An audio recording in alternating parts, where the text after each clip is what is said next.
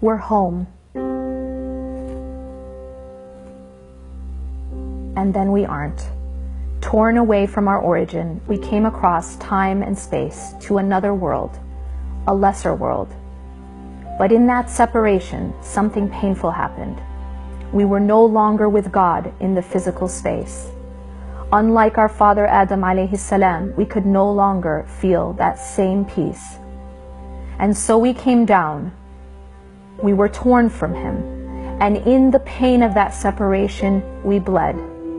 For the first time, we bled. And that tearing apart from our Creator left a gash, a deep wound that we are all born with. And as we grew, so did the agony of that wound. It grew deeper and deeper. But as time went on, we moved further and further away from the antidote already in our nature, to be near him, heart, mind, and soul. And with each passing year, we became more and more desperate to fill that empty space. But it is in that quest to fill the emptiness that we stumbled. We all stumbled on different things, and some of us sought to numb that emptiness. So some of humanity stumbled on drugs or alcohol, while some looked to other sedatives. Some of us stumbled on the worship of physical pleasure, status, or money. Some of us lost ourselves in our careers. And then some of us stumbled on people. Some of us lost ourselves there. But what if every single stumble, every challenge, every experience in our life was only intended for one purpose? To bring us back to our origin? What if every win, every loss, every beauty, every fall, every cruelty, and every smile was only intended to unveil another barrier between us and God, between us and where we began, and where we are desperately seeking to return? What if everything was only about seeing him? We must know that all that we experience in life has a purpose, and it is we who choose whether to realize that purpose or not. Take, for example, beauty. Some people don't even recognize beauty when it's right in front of them. They can walk through a sunset or a brilliant forest of trees and not even notice. Other people see beauty and do appreciate it. They will stop and take it in. They may even feel overwhelmed by it. But it ends there. That person is like the one who appreciates art, but never inquires about the artist. The artwork itself was intended to communicate a message from the artist. But if the art lover loses himself in the painting, but never sees the message, that artwork hasn't fulfilled its true purpose.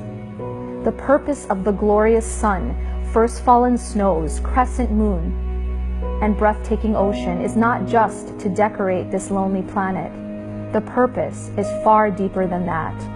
God tells us in the Quran, indeed in the creation of the heavens and the earth, and the alteration of night and day are signs for those of understanding. We must study the stars, the trees, the snow-capped mountains in order to read the message behind them. Because if we do not, we are like the one who finds a message inside a beautifully decorated bottle, yet becomes so enamored by the bottle that he never even opens the message. If we look beyond and through everything that happens to us, everything we do or fail to do, and see Allah, then we will have gotten the purpose.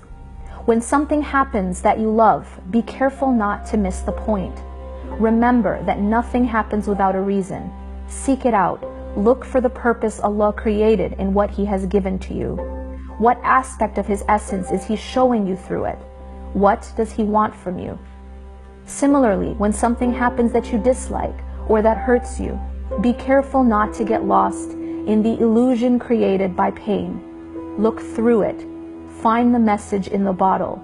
Find the purpose, and let it lead you to glimpse just a little more of Him. If it's a slip or even a fall in your deen, don't let shaitan deceive you. Let the slip make you witness His mercy in a more experiential and deep way, and then seek that mercy to save you from your sins and your own transgression against yourself. If it's an unavoidable problem, don't despair. Witness a glimpse of Al-Fattah, the one who opens for his slaves anything that's closed. And if it is a storm, don't let yourself drown. Let it bring you to witness how only He can save His servant from a storm when there is no one else around. So on this path back to where we began, who else can we run to? Who else can we seek? After all, we all want the very same thing: to be whole, to be happy, to again say, we're home.